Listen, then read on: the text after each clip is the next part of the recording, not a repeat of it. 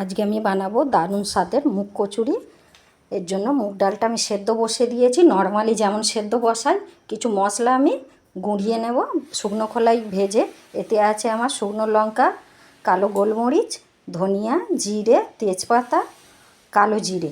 এটা শুকনো খোলায় আমি অন্যদিকে একটা প্যানে বসিয়ে দিয়েছি। একদিকে মুগ ডাল সেদ্ধ হচ্ছে, একদিকে প্যানে বসিয়ে দিয়েছি। এইগুলো আমি শুকনো খোলায় নেড়ে ভেজে নেব।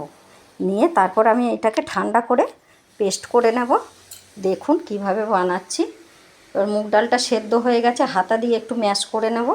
জলটা শুকিয়ে এলে একে আর বাটতে হবে না বা মিক্সিতেও দিতে হবে না, ভালো করে হাতার পিছন দিয়ে আমি একটু ঘেঁটে দেব, মিহি পেস্ট হয়ে যাবে। জলটা শুকিয়ে এসছে, এর মধ্যে দিলাম নুন, একটু নেড়ে দিলাম ভাজা মশলাগুলো। অন্যদিকে গ্যাসে বসিয়েছি। এবার ভাজা মশলাটা 1 চামচ দিয়ে দিলাম, দিয়ে ভালো করে মিশিয়ে নিলাম। দিলাম ছাতু 2 চামচ দিয়ে দিলাম, দিলে রসটা অনেকটা টেনে নেবে এই ছাতুর মধ্যে। দেখুন টেনে নিয়েছে। দিলাম হিংটা দিয়ে ভালো করে মিশিয়ে নেব। হিংটা দিলে স্বাদটা ভালো হবে। এইভাবে আপনারা বানাবেন, নরম ও তুলতুলে হবে, অথচ খেতে ভালো। এবার ময়দার ডোটা মেখে নেব। ময়দা নিয়েছি, দিলাম কালো জিরে, নুন, দিলাম অল্প চিনি, সাদা তেল দিয়ে ভালো করে হাত দিয়ে মিশিয়ে নেব একসঙ্গে। হাত দিয়ে যেন ডেলা ডেলা না হয়ে থাকে, আস্তে আস্তে জল দিয়ে ডোটা আমি মেখে নেব। খুব পাতলা করব না আর খুব শক্ত করব না। এই মাখা হয়ে গেছে, দেখুন ভালো করে আমি মেখে নিয়েছি। এবার এর মধ্যে একটু 1 চামচ সাদা তেল দিয়ে আমি মাখিয়ে নেব। মাখিয়ে আধ ঘন্টা রেস্টে রেখে দেব। সময় হাতে না থাকলে আপনারা সঙ্গে সঙ্গেও করতে পারেন, কিন্তু একটু আধ ঘন্টা মেখে রেখে দিলে ভালো হবে।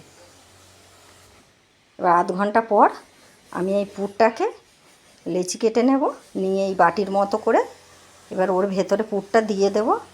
বেশি করে একটু দেব, দিয়ে এইভাবে বানাবেন। এবার একটা একটা করে আমি বেলে নেব, একটা একটা করে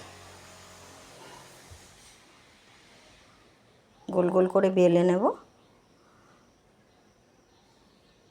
পুরটা বেশি দিলে ঠাসা ঠাসা করে একটু খেতে ভালো হবে। এবার তেল বসিয়ে দিয়েছি, আমি ছেড়ে দিলাম। দেখুন কি সুন্দর বলের মতো ফুলছে। আর একটা আমি দেখাচ্ছি। এইভাবে বেশি করে পুর দিয়ে আমি মুখটা ঢেকে দেব, দিয়ে এবার বেলে নেব। আস্তে আস্তে বেলবেন, বেশি করে পুর দেওয়া আছে যেন ফেটে না যায়। এবার দিয়ে দিলাম। দেখুন কি সুন্দর বলের মতো হয়েছে। এইভাবে আপনারা বানাবেন, দারুণ খেতে হবে, নরম তুলতুলে।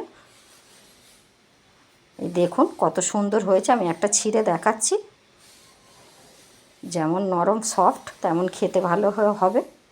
এই দেখুন ভেতরে কত পুর। এইভাবে আপনারা বানাবেন। কেমন হয়েছে কমেন্টে জানাতে কিন্তু ভুলবেন না। ভালো লাগলে লাইক, কমেন্ট, শেয়ার করবেন।